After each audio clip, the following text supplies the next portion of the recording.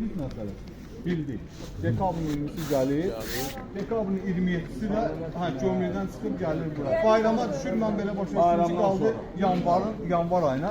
Bayramlardan sonra Ora qədər, dekabra qədər. Burada nə iş görərsiniz? Şüşələri nə vaxt yerləşdirir? şüşələrin 15 bu ayın sonunda kimi indi amma bu ləydə pəncərələrin regulovkası. Pəncərələrin regulovkası. Noyabrın axırı şüşələr yerində olur da. Qapı ilə deyir də. Yox, Qapı dedi ki 5-ci gün olacaq. Qapı 5-ci gün. Qapı 5-ci gün. Yok biz değil mi kapı 5. gün? Kaptan oluyor. Olmasa bir özünüz gətirin. Təhvil cəmaət işçilər yol üzərində bağlayacaq. Necə çıxacaq? ha burada Məsələ ora qədər gedib çıxacaq.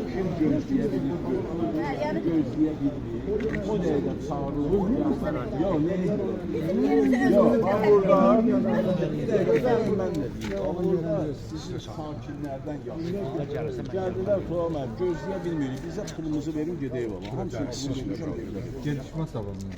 Yox, indi burada başqa məqsəd olsa, bu zamanda bəli, 5-6 nəfər adama bazar Sakinlər təminlə nə vaxt gələcək? Bəli, əsas məsələ. Sakinlər De, tarixə yazıram. Tarixə yazıram. Qorxmursan de. təminlə nə vaxt gələcək? Amma telefonu bağla, mənə Düzgün müəllim. qorxmursan ki, heç nə deyil. Düzdür müəllim, Qurdu ilə bağlı gəl.